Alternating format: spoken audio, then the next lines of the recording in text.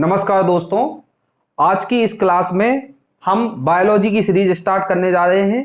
आज की इस क्लास से हम बायोलॉजी के सारे टॉपिक स्टार्ट करेंगे और सीक्वेंस वाइज सारे टॉपिक क्लियर करेंगे। तो आज की इस वीडियो में हम बायोलॉजी की थोड़ी बहुत इंट्रोडक्शन जो है बायोलॉजी का उसके बारे में विस्तार से चर्चा करेंगे, जो कि इसके जो फैक्ट होते हैं वन लाइन फैक्ट उनको क्लियर करेंगे। क्योंकि जैसा कि आप जानते हैं कि वनडे एग्जाम में या एमपीपीएससी हो या कोई भी एग्जाम हो, इन एग्जामों में साइंस का वेटेज सबसे ज्यादा बढ़ गया है और साइंस के अंतर्गत बायोलॉजी का वेटेज सबसे अधिक है। तो इसलिए हम ये बायोलॉजी की सीरीज स्टार्ट कर रहे हैं और इसके अंतर्गत हम सारी चीजें क्लियर करेंगे। तो आइए देखते हैं। बायोलॉजी के अंतर्गत जो हम सबसे पहले पढ़ेंगे वो बायोलॉजी का इंट्रोडक्शन है। बायोलॉजी के जनक कौन है इसके बारे में हम विस्तार से चर्चा करेंगे। तो यदि हम देखें तो जो बायोलॉजी है, बायोलॉजी जो शब्द है वो दो शब्दों से मिलकर बना है। एक तो bio plus logy, bio plus logy, ये दो शब्दों से मिलकर बना है बायोलॉजी या जीव विज्ञान। तो जो बायो है, बायो का अर्थ होता है लाइफ या जीवन, और लॉजी का अर्थ होता है स्टडी यानी कि अध्ययन। तो जो जीवन का अध्ययन जिसमें किया जाता है उसको बायोलॉजी कहा जाता है। इसके अंतर्गत जीवन का अध्ययन किया जाता है बायोलॉजी के अंतर्गत, इसलिए यह दो शब्दों से मिलकर बना है, लाइफ और स्टडी यानी जीवन और उसका अध्ययन। बायोलॉजी जो होता है, बायोलॉजी की दो शाखाएं होती हैं। बायोलॉजी की दो शाखाएं होती हैं, वनस्पति विज्ञान और जंतु विज्ञान। वनस्पति विज्ञान और जंतु विज्ञान बायोलॉजी की दो शाखाएं हैं। बायोलॉजी के अंतर्गत हम जीवों की उत्पत्ति, विकास, क्रियाकलाप और वातावरण में हो रहे परिवर्तन के बारे में अध्ययन करते हैं। किसी भी जीव की उत्पत्ति या विकास कैसे होता है इसका अध्ययन करते हैं। उसके जीवन में क्या क्रियाकलाप चल रहे हैं या फिर उसके वातावरण में क्या परिवर्तन हो रहे हैं इसके बारे में हम अध्ययन करते हैं बायोलॉजी के अंतर्गत। इसके बाद यदि हम देखें तो जो जीव विज्ञान या बायोलॉजी है, बायोलॉजी शब्द का जो पहली बार प्रयोग किया था वो लेमार्क और ट्रेवरनियस, ये दो वैज्ञानिक थे। लेमार्क और ट्रेवरनियस नामक वैज्ञानिक ने 1801 में ये जीव विज्ञान शब्द का पहली बार उपयोग किया था। लेकिन जो जीव विज्ञान के जो जनक या पिता जिनको कहा जाता है वो है अरस्तु। अरस्तु नामक वैज्ञानिक जो थे उनको जीव विज्ञान का पिता या जनक कहा जाता है, क्योंकि इन्होंने 500 से अधिक जीवों के ऊपर अध्ययन किया है। किसने? अरस्तु नामक वैज्ञानिक ने 500 से अधिक जीवों के ऊपर अध्ययन किया है, जिसका वर्णन उन्होंने अपनी बुक, ये बुक आप याद रखें, ये बुक बहुत इंपॉर्टेंट है, ये कई बार पूछी जाती है, हिस्टोरिका एनिमिलियम में इन्होंने इसका वर्णन किया है। जो इन्होंने 500 से अधिक जीवों के ऊपर अध्ययन किया है उसका वर्णन इन्होंने अपनी पुस्तक हिस्टोरिका एनिमिलियम में किया है। जीव जो होते हैं वो दो प्रकार के होते हैं, जैसा कि हम जानते हैं, सजीव और निर्जीव। ये जो दो प्रकार के हैं वो जीव होते हैं। सजीव जो जीव होते हैं उनमें पाचन, श्वसन, उत्सर्जन इत्यादि क्रियाएं होती हैं, और जो निर्जीव जीव जो होते हैं उनमें पाचन, श्वसन, उत्सर्जन ऐसी कोई भी क्रिया नहीं होती है, वो निर्जीव जीव होते हैं। जो अरस्तु है, अरस्तु वैज्ञानिक थे, इन्होंने जीवों को दो समूह में विभाजित किया था। दो समूह में इन्होंने पहला समूह जंतु समूह और दूसरा समूह वनस्पति समूह, ये दो समूह में अरस्तु ने जीवों को वर्गीकृत किया था। इसके बाद जो बायोलॉजी की जो दूसरी शाखा है वनस्पति विज्ञान, वनस्पति विज्ञान के जो पिता या जनक माना जाता है वो माना जाता है थियोफ्रेस्टस को। थियोफ्रेस्टस को वनस्पति विज्ञान का पिता माना जाता है। इन्होंने भी 500 से अधिक वनस्पतियों के ऊपर खोज की और इसका वर्णन इन्होंने अपनी पुस्तक हिस्टोरिका प्लांटेरियम में किया है। ये पुस्तकों के नाम आप बहुत अच्छे से याद रखें, क्योंकि ये पुस्तकें अधिकतर पूछी जाती हैं, इनका ही वेटेज अधिक रहता है। क्योंकि पुस्तकें कोई भी एग्जाम हो, एमपीपीएससी का एग्जाम हो या एमपीएसआई का एग्जाम हो, पुस्तकें अधिक से अधिक ये क्वेश्चन अगर आप पुराने पेपर देखेंगे तो उनमें पूछे गए हैं। तो जो अरस्तु की जो बुक है वो है हिस्टोरिका एनिमिलियम, और जो थियोफ्रेस्टस की जो बुक थी वो है हिस्टोरिका प्लांटेरियम। तो ये हमने बायोलॉजी की जो कुछ इंट्रोडक्शन था उसके बारे में चर्चा करी है। एक बार और आप इसका रिवीजन करके देख लें। बायोलॉजी शब्द जो है वो दो शब्दों से मिलकर बना है, बायो प्लस लॉजी। बायो का अर्थ होता है लाइफ, लॉजी का अर्थ होता है स्टडी। बायोलॉजी की दो शाखाएं होती हैं, वनस्पति विज्ञान, जंतु विज्ञान। जो बायोलॉजी के अंतर्गत जीवों की उत्पत्ति, विकास, क्रियाकलाप एवं वातावरण में हो रहे परिवर्तनों के बारे में अध्ययन किया जाता है। जीव विज्ञान जो जीव विज्ञान का जो पहली बार उपयोग किया था वो लेमार्क और ट्रेवनियस नामक वैज्ञानिक ने किया था 1801 में। जीव विज्ञान के जो जनक माने जाते हैं वो अरस्तु है। 500 से अधिक जीवों के ऊपर अध्ययन किया है, जिसका वर्णन उन्होंने अपनी पुस्तक हिस्टोरिका एनिमिलियम में किया है। जीव जो होते हैं वो दो प्रकार के होते हैं, सजीव और निर्जीव। सजीव वो जीव होते हैं जिनमें पाचन, श्वसन, उत्सर्जन आदि क्रिया होती है। निर्जीव वो जीव होते हैं जिनमें कोई क्रिया नहीं होती है। अरस्तु ने जीवों को दो समूह में विभाजित किया था, जंतु समूह और वनस्पति समूह। और जो वनस्पति विज्ञान होता है उसके जो जनक या पिता माना जाता है वो थियोफेस्टस को माना जाता है। इन्होंने भी 500 से अधिक वनस्पतियों के ऊपर अध्ययन किया है, जिसका वर्णन उन्होंने अपनी बुक, इनकी जो बुक है उसमें वर्णन किया है हिस्टोरिका प्लांटेरियम में। किसकी बुक है ये? थियोफेस्टस, अरस्तु, ये दो वैज्ञानिक थे। अरस्तु जो है जंतु विज्ञान के जनक माने जाते हैं और जो ये थियोफेस्टस ही ये वनस्पति विज्ञान के जनक माने जाते हैं। इसके बाद हम बात करेंगे कोशिका की। कोशिका जो है वो सबसे इंपॉर्टेंट टॉपिक है। कोशिका से ही डायरेक्ट सवाल बनते हैं, क्वेश्चन पेपरों में पूछे गए हैं कोशिका से, तो कोशिका के बारे में हम चर्चा करते हैं। तो दोस्तों इसके बाद हम कोशिका या सेल के बारे में जानेंगे। कोशिका के बारे में हम विस्तार से अध्ययन करेंगे, क्योंकि कोशिका एक बहुत ही महत्वपूर्ण टॉपिक है। कोशिका के बारे में हम देखेंगे कि इसका निर्माण कैसे होता है, इसका क्या कार्य होता है, और भी अन्य तथ्य हैं जो कोशिका के बारे में हम देखेंगे। तो जो कोशिका जो है वह शरीर की सबसे छोटी इकाई होती है। किसी भी शरीर की सबसे छोटी इकाई, जो सबसे छोटी यूनिट होती है वो कोशिका होती है। मानव शरीर या किसी भी बॉडी को हम देखें तो उसकी सबसे छोटी इकाई कोशिका होती है। कोशिका जो होती है वो आधारभूत, क्रियात्मक एवं संरचनात्मक इकाई है। आधारभूत मतलब ये बेस प्रदान करती है किसी भी बॉडी को। क्रियात्मक यानी क्रिया करने के लिए यह इसका प्रयोग ये अपना क्रियात्मक स्वरूप की होती है। और संरचनात्मक यानी किस शरीर को कैसी संरचना प्रदान की जाएगी ये भी कोशिका के द्वारा निर्धारण किया जाता है। कोशिकाएं, एक ह्यूमन बॉडी में लगभग 500 अरब से अधिक कोशिकाएं पाई जाती हैं। एक ह्यूमन बॉडी के अंदर 500 अरब से अधिक कोशिकाएं पाई जाती हैं। कोशिका का जो अध्ययन होता है, कोशिका के अध्ययन को साइटोलॉजी कहा जाता है। साइटोलॉजी यानी कोशिका का अध्ययन कहा जाता है, साइटोलॉजी।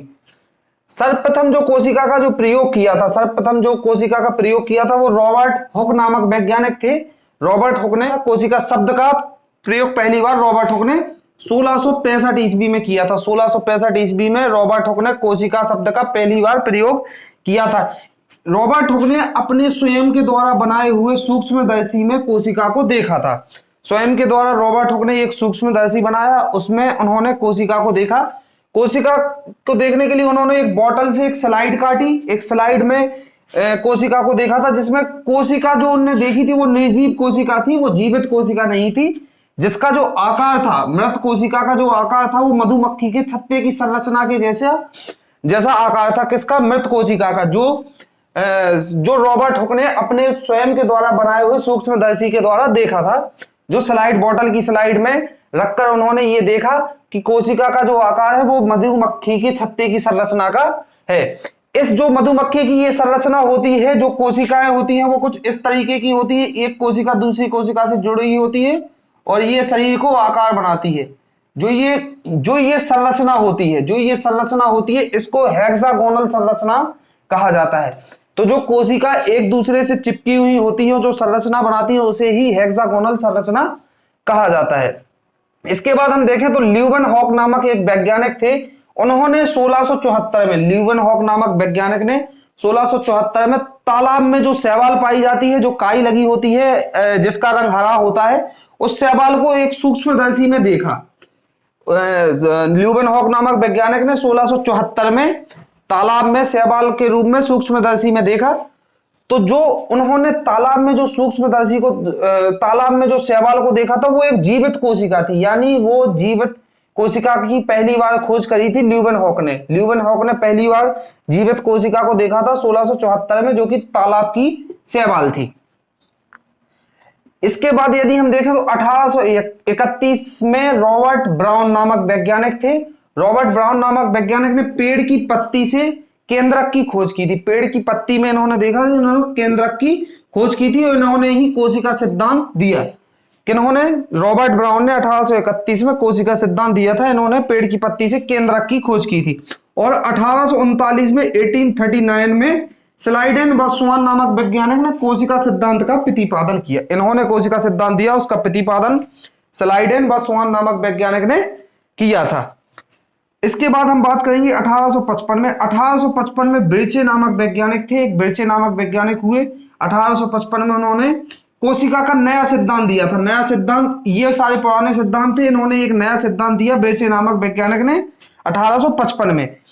इन्होंने जो सिद्धांत दिया उस सिद्धांत में इन्होंने ये बात बताई कि प्रत्येक कोशिका जो है, यानी ये एक जो कोशिका है, ये कोशिका जो है, जो प्रत्येक ये कोशिका अपनी पहले वाली कोशिका के मृत के फलस्वरूप बनी है। यानी जब ये कोशिका खत्म हुई है, जैसे ये एक कोशिका है, जब ये कोशिका मृत हो जाती है तो ये दो हिस्सों में टूट जाती है और ये फिर से दो कोशिकाओं के रूप में विभक्त हो जाती है।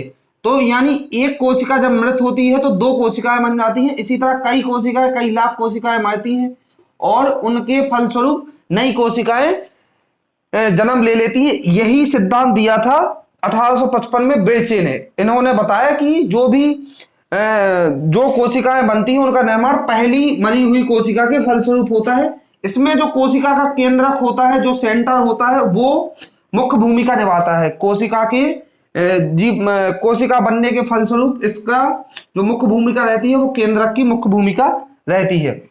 कोशिका की यदि हम प्रकारों की बात करें तो कोशिका दो प्रकार की होती है, प्रोकैरियोटिक यानी प्रिमिटिव सेल्स, और एक होती है यूकैरियोटिक यानी ट्रू सेल। ये दो प्रकार की कोशिकाएं होती हैं, प्रोकैरियोटिक और यूकैरियोटिक। इसके बाद हम जंतु कोशिका और पादप कोशिका, जंतु कोशिका के बारे में बात करेंगे। जंतु कोशिका का हम स्ट्रक्चर देखेंगे कैसा होता है, उसके अंतर्गत कौन से हिस्से पाए जाते हैं, उसके क्या अंग होते हैं, उनके बारे में विस्तार से चर्चा करेंगे। उनका क्या काल होता है, इसके बारे में हम देखेंगे।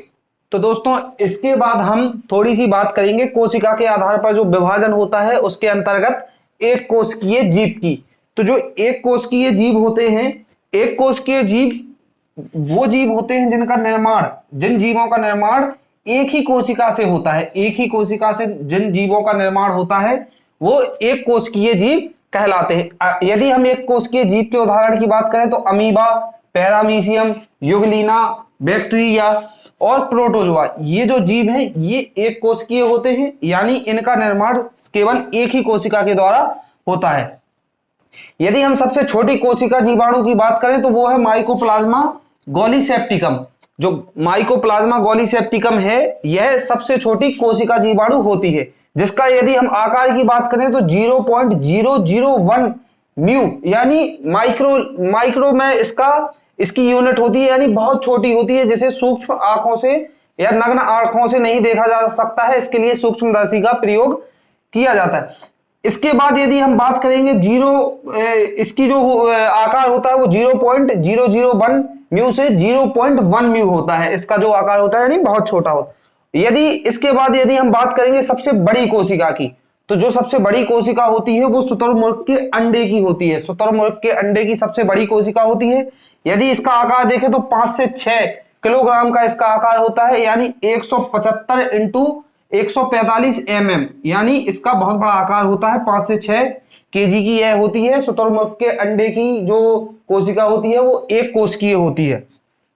शुतुरमुर्ग जो है वो शुतुरमुर्ग दक्षिण अफ्रीका में, ये दक्षिण अफ्रीका में पाए जाते हैं। शुतुरमुर्ग दक्षिण अफ्रीका की ये कालाहारी मरुस्थल में पाए जाते हैं। शुतुरमुर्ग ये दक्षिण अफ्रीका के कालाहारी मरुस्थल में पाए जाते हैं। ये हमने कोशिका के विभाजन के अंतर्गत एक कोशिकीय जीव के बारे में देखा है। इसके बाद हम बात करेंगे जंतु कोशिका के बारे में। तो दोस्तों, इसके बाद हम बात करेंगे जंतु कोशिका के बारे में। जंतु कोशिका ये जो है ये जंतु कोशिका का स्ट्रक्चर है। जंतु कोशिका कुछ इस प्रकार की होती है। जंतु कोशिका की ये विभिन्न अंग हैं जो इसके अंदर पाए जाते हैं। इनका क्या कार्य होता है इनके बारे में हम विस्तार से चर्चा करेंगे। जंतु कोशिका के जो अंग हैं उनमें हम देखते हैं जो ये मेम्ब्रेन जो होती है जंतु कोशिका के चारों तरफ जो फैली हुई होती है उसे कोशिका झिल्ली कहा जाता है। इसके अंदर जो तरल गाढ़ा पदार्थ पाया जाता है ये कोशिका द्रव्य कहते हैं। ये जो हिस्सा होता है माइटोकॉन्ड्रिया, इसे माइटोकॉन्ड्रिया कहा जाता है। ये कोशिका का पावर हाउस होता है। इसके बारे में हम विस्तार से जानेंगे। इसके अलावा रिक्तिकाएं, गोल्जी बॉडी, सेंट्रोसोम, केंद्रक, ये केंद्रक होता है कोशिका का। ये केंद्रिका होती है जो केंद्रक को घेरे रहती है। इसके बाद ये अंतःप्रदव्य जालिकाएं होती हैं, राइबोसोम होते हैं, लाइसोसोम होते हैं। इन सभी अंगों को, कोशिका के अंगों को हम एक एक करके उठाएंगे, इनके बारे में विस्तार से चर्चा करेंगे। सबसे पहले हम देखेंगे कोशिका झिल्ली के बारे में। कोशिका झिल्ली जो होती है, ये जो मेम्ब्रेन है या सेल मेम्ब्रेन है, ये झिल्ली जो होती है इसे कोशिका झिल्ली कहा जाता है। कोशिका झिल्ली जो होती है वो सेल्यूलोज की बनी होती है। कोशिका झिल्ली सेल्यूलोज की बनी होती है। कोशिका झिल्ली जो है ये केवल पादप कोशिका में नहीं पाई जाती, ये केवल जंतु कोशिका में पाई जाती है। जंतु कोशिका में अवेलेबल रहती है। कौन सी कोशिका झिल्ली जंतु कोशिका में अवेलेबल रहती है, ये पादप कोशिका में नहीं पाई जाती है। पादप कोशिका में नहीं पाई जाती है, जंतु कोशिका में पाई जाती है। इसका जो मुख्य कार्य होता है, ये सुरक्षा का कार्य करती है। ये कोशिका की सुरक्षा का कार्य करती है एवं कोशिका को आकार प्रदान करती है। यह दोहरी, लचीली और पतली होती है। ये यानी ये डबल होती है, इसकी डबल लेयर होती है। लचीली यानी ये सॉफ्ट होती है, ये लचीली होती है और पतली होती है। इसके बाद यदि हम बात करें तो जो कोशिका में कोशिका के अंदर जो कोशिका मेम्ब्रेन होती है, ये जो बाहर वाली जो कोशिका यानी ये डबल है, ये दोहरी, जैसा कि हमने देखा जो ये दोहरी परत होती है। तो जो बाहर वाली परत होती है वो सेल्यूलोज की बनी रहती है, लेकिन जो कोशिका के अंदर वाली परत होती है वो प्रोटीन व लिपिड की बनी रहती है। प्रोटीन तथा लिपिड की बनी रहती है। और लिपिड में भी ये फाइकोलिपिड और ग्लाइकोलिपिड, ये दो प्रकार के लिपिड होते हैं, फाइकोलिपिड और ग्लाइकोलिपिड।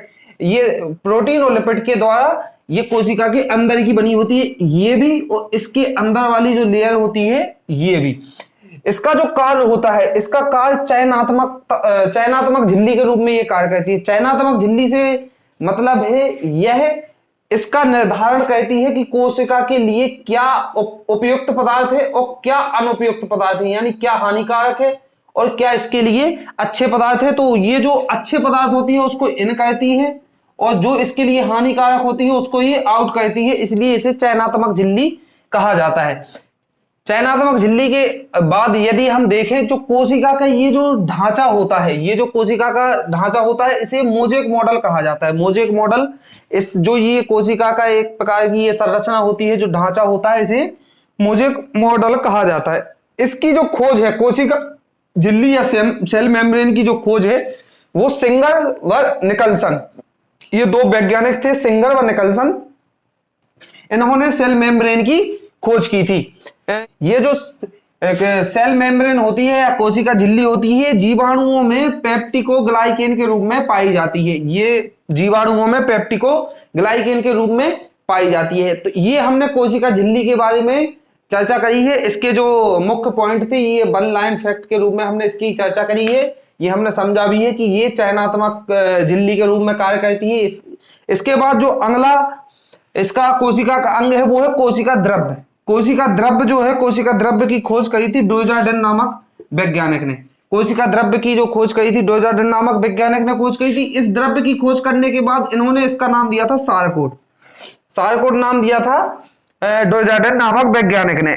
इसके बाद यदि हम बात करें तो 1839 यानी 1839 में जेई पुरकिंजी ने प्रोटोप्लाज्मा, जो प्रोटोप्लाज्मा है उसकी खोज करी थी, जो झिल्ली और केंद्रक के बीच पाया जाता है। ये जो झिल्ली और केंद्रक के बीच जो पाया जाता है उसे प्रोटोप्लाज्मा कहा था, जो कोशिका द्रव्य है एक तरह का। ये जो होता है ये गाढ़ा, चिपचिपा और रंगहीन और वजन युक्त पदार्थ होता है। यानी यह गाढ़ा होता है, चिपचिपा होता है, रंगहीन होता है और वजन युक्त होता है।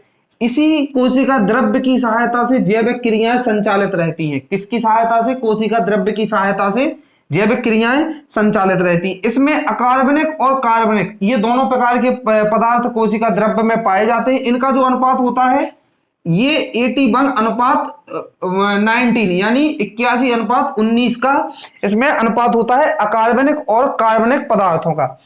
कोशिका द्रव्य में लगभग 80% भाग जल होता है। कोशिका द्रव्य 80% भाग जल होता है और कोशिका का जो 90% भाग है वो ऑक्सीजन, कार्बन, नाइट्रोजन और हाइड्रोजन से मिलकर बना होता है। यानी कोशिका का जो 90% भाग है वो ये चार इनसे मिलकर बना होता है। कौन कौन से? ऑक्सीजन, कार्बन, नाइट्रोजन और हाइड्रोजन। इन चार पदार्थों से मिलकर बना होता है कोशिका द्रव्य का 90% भाग। इसके बाद हम बात करेंगे माइटोकॉन्ड्रिया की और रिक्तिका की।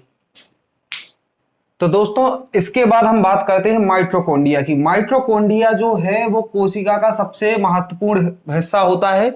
माइटोकॉन्ड्रिया की जो खोज करी थी वो कालिंकट नामक वैज्ञानिक ने इसकी खोज करी थी, एवं 1886 में 1886 में अल्टमैन नामक वैज्ञानिक ने इसको बायोप्लास्ट नाम दिया। किसको? माइटोकॉन्ड्रिया को अल्टमैन नामक वैज्ञानिक ने 1886 में बायोप्लास्ट नाम दिया। 1887 से 19 में बेंडा ने इसका नामकरण किया, जो कि माइटोकॉन्ड्रिया के नाम से इसका नामकरण किया बेंडा नामक वैज्ञानिक ने। इसका जो रंग होता है वो पीला रंग होता है, माइटोकॉन्ड्रिया का रंग पीला होता है और इस पीले रंग को राइबोफ्लोविन कहा जाता है। चूंकि ये माइटोकॉन्ड्रिया ये इधर प्रेजेंट है, अगर आप देख सकते हैं ये माइटोकॉन्ड्रिया प्रेजेंट है, इसका रंग पीला होता है और राइबोफ्लोविन इसे कहा जाता है। इसकी जो आंतरिक परत और बाहरी परत जो होती है माइटोकॉन्ड्रिया की, जो आंतरिक ये अंदर वाली परत, ये बाहर वाली परत जो होती है ये वलयनुमा होती है, ये वलय आकार की होती है, जिसे क्रिस्टी कहा जाता है। ये इसकी वलय से मतलब है ये इस तरीके की इसकी परत होती है, इसकी ये परत वलयनुमा होती है, इसलिए इसे क्रिस्टी कहा जाता है। इसके अंदर ग्लूकोज का संचय होता है जो ग्लाइकोज के रूप में होता है। जो माइटोकॉन्ड्रिया है इसके अंतर्गत इसके अंदर ग्लूकोज का संचय ग्लाइकोज के रूप में होता है। ग्लूकोज जो है वो ग्लाइकोज के रूप में जो बदलता है, जो क्रिया होती है ग्लूकोज का ग्लाइकोज के रूप में बदलना, ग्लाइकोजेनेसिस कहलाता है। ग्लाइकोजेनेसिस क्या होता है? ग्लूकोज का ग्लाइकोज के रूप में बदलना ग्लाइकोजेनेसिस कहलाता है। इसे ऊर्जा घर कहा जाता है, कोशिका का ऊर्जा घर यानी power house of the cell. किसको? माइटोकॉन्ड्रिया को power house of the cell कहा जाता है। जब एक अणु टूटता है ग्लूकोज का तो 36 एटीपी ऊर्जा मुक्त होती है ये माइटोकॉन्ड्रिया के अंदर। यदि हम 1 या 2 दिन कुछ भी नहीं खाते हैं तो इसके अंदर ऊर्जा का संचय होता है, कोशिका के अंदर ऊर्जा का संचय होता है माइटोकॉन्ड्रिया के अंदर। तो ये ऊर्जा मुक्त होती है, जब एक अणु टूटता है ग्लूकोज का तो 36 एटीपी ऊर्जा मुक्त होती है। इसके स्वयं का डीएनए होता है जिसे मिड डीएनए कहा जाता है। माइटोकॉन्ड्रिया के स्वयं का डीएनए होता है जिसे मिड डीएनए कहा जाता है।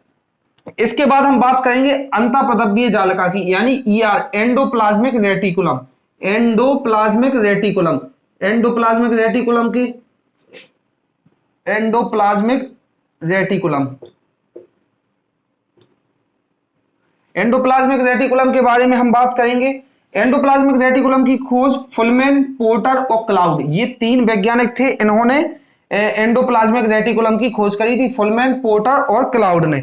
ये जो अंतःप्रद्रव्य जालिकाएं होती है यह एक ओर केंद्रक झिल्ली से और दूसरी ओर केंद्रक कला से, यानी अगर आप देखें एंडोप्लाज्मिक रेटिकुलम जो होते हैं ये एंडोप्लाज्मिक रेटिकुलम है, एक तरफ केंद्रक झिल्ली से, जो केंद्रक की ये झिल्ली है जो केंद्रक को सुरक्षा प्रदान करती है, एक और केंद्रक कला से ये लगी हुई होती है। जो कुछ राइबोसोम इसके अंतर्गत अंतर उपस्थित होते हैं। किसके अंदर?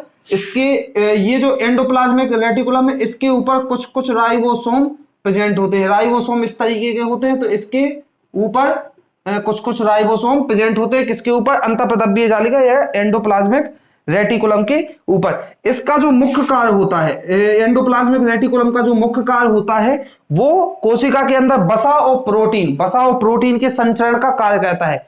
वसा और प्रोटीन, वो वसा और प्रोटीन जिससे कोशिका झिल्ली और कोशिका द्रव्य का निर्माण होता है, उस वसा प्रोटीन का संचरण का कार्य एंडोप्लाज्मिक रेटिकुलम के द्वारा किया जाता है। ये परिवहन तंत्र के रूप में कार्य करता है, जैसा कि मैंने बताया कि आपको वसा और प्रोटीन के संचरण का यानी परिवहन का कार्य करता है, इसलिए इसे परिवहन तंत्र के रूप में ये कार्य करता है। इसके बाद हम अगली बात करेंगे अगले अंग की। ये हमने माइटोकॉन्ड्रिया और अंतःप्रद्रव्य जालिका देखा है। माइटोकॉन्ड्रिया बहुत ही इंपॉर्टेंट अंग है, इससे सीधा क्वेश्चन पूछा जाता है। ये क्वेश्चन कई बार आता है, ये कोशिका का ऊर्जा घर किसे कहा जाता है? तो वो माइटोकॉन्ड्रिया को सेल का ऊर्जा घर कहा जाता है या power house of the cell कहा जाता है। तो दोस्तों इसके बाद हम बात करेंगे जो कोशिका के और जो नए अंग हैं उनके बारे में हम चर्चा करेंगे, जैसे राइबोसोम, गोल्जी बॉडी और लाइसोसोम। तो सबसे पहले हम राइबोसोम के बारे में बात करेंगे। तो जो राइबोसोम होता है वह कोशिका का सबसे छोटा अंग होता है। कोशिका का सबसे छोटा अंग राइबोसोम होता है। इसे पैलाडे नामक वैज्ञानिक ने इसकी खोज करी थी। किसकी? राइबोसोम की खोज पैलाडे नामक वैज्ञानिक ने की थी। ये जो राइबोसोम होता है ये बहुत छोटा होता है, इसे आंखों से यानी नग्न आंखों से नहीं देखा जा सकता है।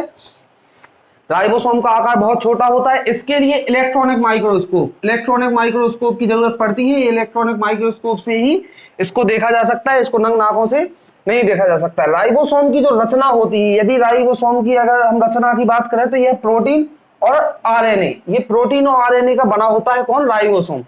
राइबोसोम जो होता है ये रफ एंडोप्लाज्मिक रेटिकुलम, यानी जो एंडोप्लाज्मिक रेटिकुलम होते हैं ना, ईआर होते हैं, जो हमने अभी पहले देखा है एंडोप्लाज्मिक रेटिकुलम में, तो ये जो रफ ऐसे ये एंडोप्लाज्मिक रेटिकुलम है, तो जो ये रफ वाला हिस्सा होता है ये उस पर उपस्थित होता है, जो ये स्मूथ वाला हिस्सा होता है उस पर ये प्रेजेंट नहीं होते हैं राइबोसोम, ये केवल रफ एंडोप्लाज्मिक रेटिकुलम के ऊपर ही उपस्थित होते हैं। इसका जो मुख्य कार्य होता है ये प्रोटीन निर्माण में सहायता करता है। प्रोटीन के निर्माण में, कोशिका के अंदर प्रोटीन के निर्माण में राइबोसोम सहायता करता है। इसके द्वारा ही प्रोटीन का निर्माण किया जाता है। ये स्वतंत्र भी होते हैं और गुच्छों में भी पाए जाते हैं। ये स्वतंत्र मतलब ये अलग अलग भी होते हैं और ये इनका गुच्छों के रूप में भी ये पाए जाते हैं। ये प्रोटीन का निर्माण करता है, इसलिए इसे इंजन ऑफ द सेल या protein factory of the cell दो नामों से जाना जा सकता है। इंजन ऑफ द सेल भी इसे कहा जाता है और प्रोटीन फैक्ट्री, यानी ये प्रोटीन का निर्माण करता है तो protein factory of the cell भी इसे कहा जाता है। इसके बाद हम बात करेंगे गोल्जी बॉडी की। गोल्जी बॉडी जो है इसकी खोज करी थी कैमिलो गोल्जी ने, और आप देख सकते हैं कैमिलो गोल्जी के नाम पर ही इसका नाम गोल्जी बॉडी रखा गया। कैमिलो गोल्जी नामक वैज्ञानिक ने इसकी खोज करी थी। इसमें लिपिड की मात्रा बहुत अधिक पाई जाती है। लिपिड की जो मात्रा अधिक पाई जाती है, इसलिए एक बांडा नाम के वैज्ञानिक थे, उन्होंने इसको नाम दिया था लाइपोकॉन्ड्रिया। इसमें लिपिड की मात्रा पाई जाती है, इसलिए इसका नाम दिया गया लाइपोकॉन्ड्रिया। गोल्जी बॉडी जो होते हैं ये जंतु कोशिका में तो पाए जाते हैं। ये इस जंतु कोशिका के साथ साथ पादप कोशिका के अंदर भी ये पाए जाते हैं। जंतु कोशिका में भी पाए जाते हैं, पादप कोशिका में भी पाए जाते हैं। और पादप कोशिका में जो पाए जाते हैं उसका नाम होता है डिक्टियोसोम। डिक्टियो मतलब अगर अपन जंतु कोशिका की बात करें तो जंतु कोशिका में ये गोल्जी बॉडी कहलाते हैं और पादप कोशिका में ये डिक्टियोसोम कहलाते हैं। इसका जो मुख्य कार्य होता है, गोल्जी बॉडी का जो मुख्य कार्य होता है, इसका कार्य उत्सर्जन का होता है। इसका मुख्य कार्य उत्सर्जन का होता है। उत्सर्जन के फलस्वरूप ये कार्बोहाइड्रेट का उत्सर्जन करता है। कार्बोहाइड्रेट को उत्सर्जन करता है और सभी अंगों तक पहुंचाता है, जिससे कार्बोहाइड्रेट से ऊर्जा प्राप्त होती है और ये सारे अंग अपना अपना कार्य करते हैं। इसलिए ये कार्बोहाइड्रेट का अत्यधिक मात्रा में उत्सर्जन करता है। प्रोटीन और ये वसा, प्रोटीन और वसा की ये गोल्जी बॉडी बने हुए होते हैं। जैसा कि हमने देखा कि ये प्रोटीन का निर्माण करता है राइबोसोम।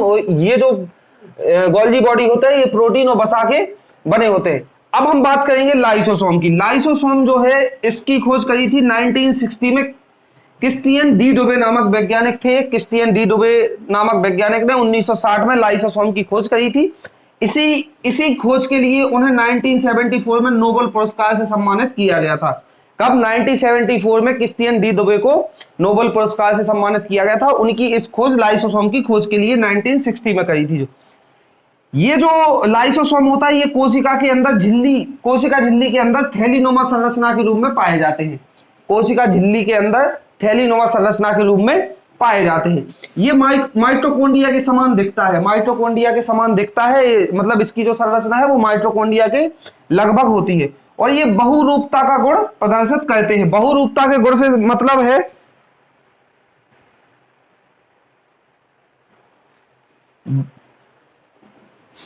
बहुरूपता के गुण से इसका मतलब है कि ये अपना आकार कभी भी चेंज कर सकते हैं, अलग अलग रूपों में परिवर्तित हो जाता है। कौन? लाइसोसोम। इसलिए इसे बहुरूपता का गुण प्रदर्शित करता है ये, और अलग अलग आकार अपना परिवर्तित कर लेता है। गोल्जी उपकरण जो है, गोल्जी उपकरण के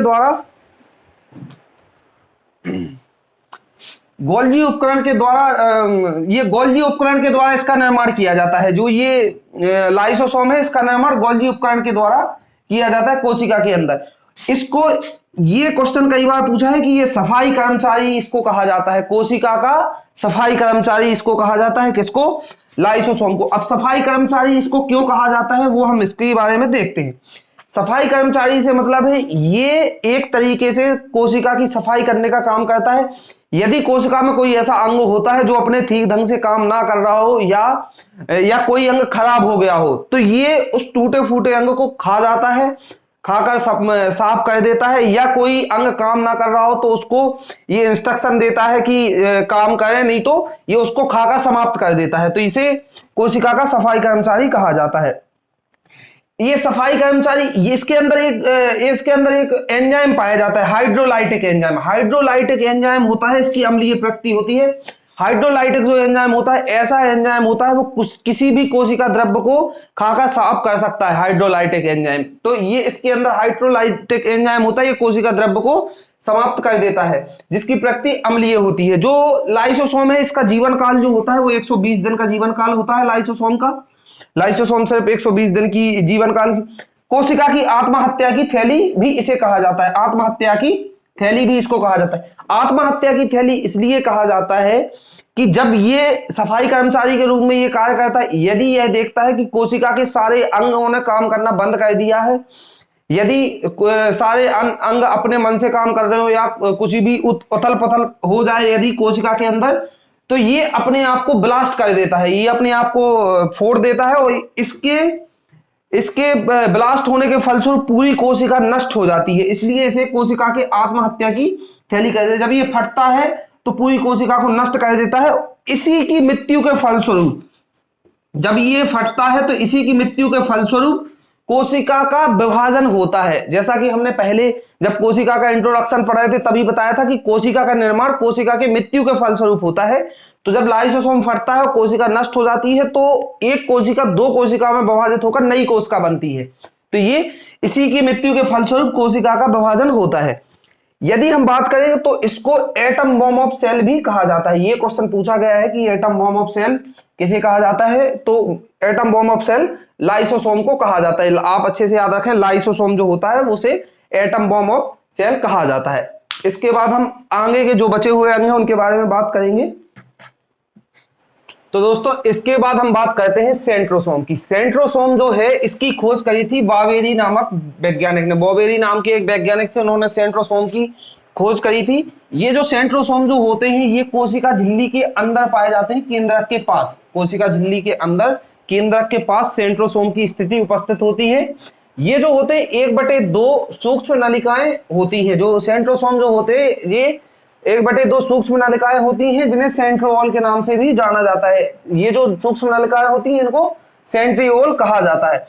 यदि हम सेंट्रोसोम के कार्य की बात करें तो इसका जो मुख्य कार्य होता है, इसका कार्य कोशिका विभाजन में सहायता का काम होता है। इसका मुख्य कार्य क्या होता है, कोशिका विभाजन में ये सहायता करता है। जब कोशिका का विभाजन होता है तो ये उसमें सहायता के रूप में कार्य करता है। यदि हम बात करें तो ये जो सेंट्रोसोम जो होते हैं ये केवल जंतु कोशिका में पाए जाते हैं, पादप कोशिका में ये नहीं पाए जाते हैं। ये सिर्फ जंतु कोशिका में ही प्रेजेंट रहते हैं, पादप कोशिका में ये एब्सेंट रहते हैं। इसके बाद यदि हम बात करें तो ये कोशिका का सबसे इंपॉर्टेंट भाग है केंद्रक की। केंद्रक जो है, केंद्रक की खोज 1838 में 1831 में रॉबर्ट ब्राउन नामक एक वैज्ञानिक थे, उन्होंने 1831 में केंद्रक की खोज करी। केंद्रक की खोज 1831 में रॉबर्ट ब्राउन ने की। इसकी जो संरचना होती है ये कोशिका के बीचों बीच बड़ी और गोल संरचना के रूप में पाया जाता है। ये कोशिका के बीचों बीच पाई जाती है। जैसा कि हमने कोशिका का स्ट्रक्चर बनाया था उसमें देखा था कि ये कोशिका के बीचों बीच स्थित होती है। इसका जो कार्य होता है, केंद्रक का जो मुख्य कार्य होता है वो नियंत्रण एवं संचालन के रूप में ये कार्य करती है। कौन? केंद्रक।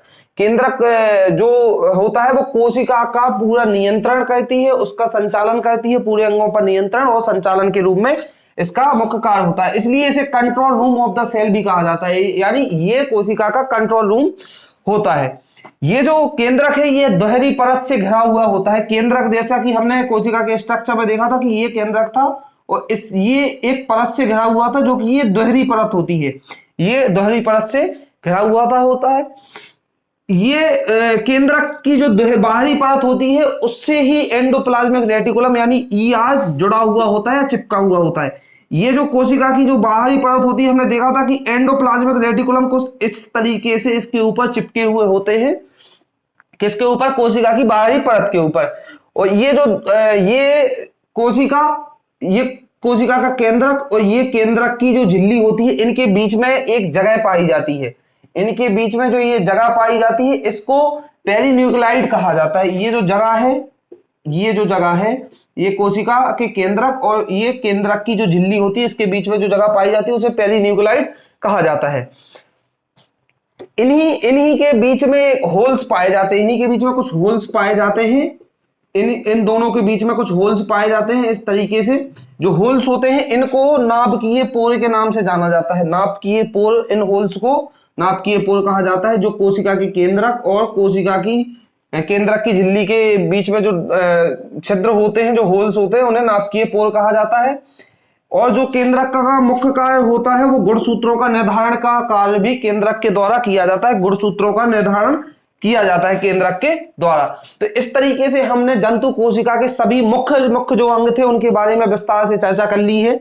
ये वन लाइन फैक्ट थे सारी। ये बहुत इंपॉर्टेंट चैप्टर है कोशिका, जैसा कि कोशिका हर एग्जाम में पूछा जाता है, खास करके जो जिनमें साइंस का वेटेज बहुत ज्यादा है उसमें कोशिका से एक ना एक क्वेश्चन बनता ही है। इसके बाद हम बात करेंगे अगली वीडियो में पादप कोशिका के कुछ अंगों के बारे में। पादप कोशिका में कौन से अंग पाए जाते हैं जंतु कोशिका के अंगों से अलग, तो उनके बारे में हम बात करेंगे, उसके आगे की चर्चा करेंगे। Thank you so much.